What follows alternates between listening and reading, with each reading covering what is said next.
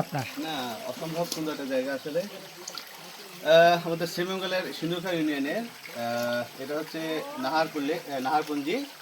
এখন হচ্ছে উল্কা গিরিখাত একটা আছে, এটা আবার অনেকে লাসগন গিরিখাত বলে। মূলত নাম হচ্ছে উল্কা।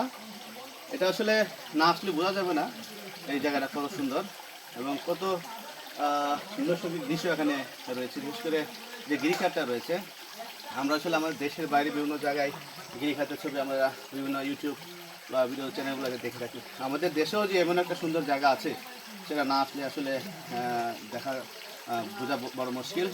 তো এখানে আসা যাওয়ার পথটা দুর্গম বিধায় আমাদের যে অসংখ্য পর্যটক যা শ্রীমঙ্গলে আসে তারা হয়তো এই সৌন্দর্যের কথাটা এখানে জানে না। এখানে যদি যাতায়াত ব্যবস্থাটা যদি ভালো হতো, আমার মনে হয় এখানে একটা পর্যটন শিল্প, এখানে মানুষ স্পেশালি এই জায়গাটা দেখার জন্য এখানে আসতো আমি বিশ্বাস করি।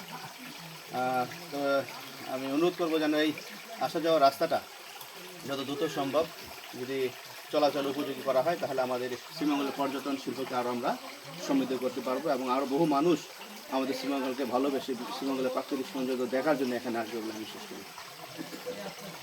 Thank you. আপনার একটু সামনে থাকেন। আপনি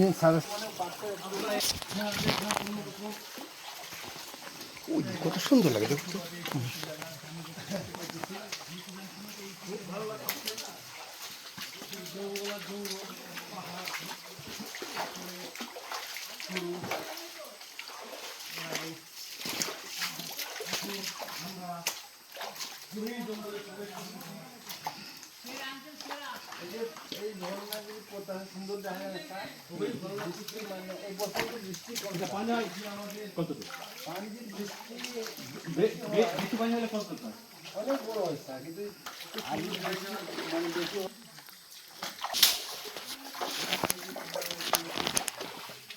এইসব পানির জন্য ইয়ে হইতেছে একসাথে বিশাল একটা পানি ইয়ে হইতেছে।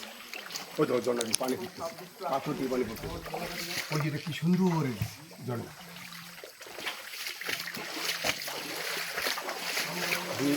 বিন্দু বিন্দু জলে বিন্দু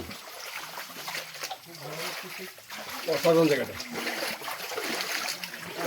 মানে এই সাইড আইসেন না আইসি একদম ও আরেকদিন আসলে না দিব 3 বার আইসি। ওইদিন এলাম ডিসি সাহেবগুলোকে, এর আগে তো আইসি আমরা গ্যাসপট টেসপট করবো। ভিডিও চলে? জি স্যার।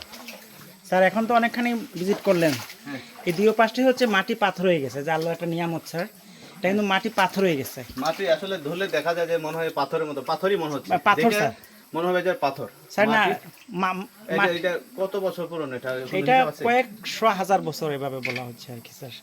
এখানে কি যে প্রত্নতাত্ত্বিক যে বিভিন্ন ডিপার্টমেন্ট আছে, স্টুডেন্ট বা বিশেষজ্ঞ যারা আছে, যারা প্রত্নতত্ত্ব নিয়ে কাজ করে, তো এসে মনে হয় এগুলা দেখলে স্যার আরো দেখে এবং তারা গবেষণার মধ্যে অবশ্যই জি স্যার ই করতে পারে কত বছর পুরনো এই গিরিখাত।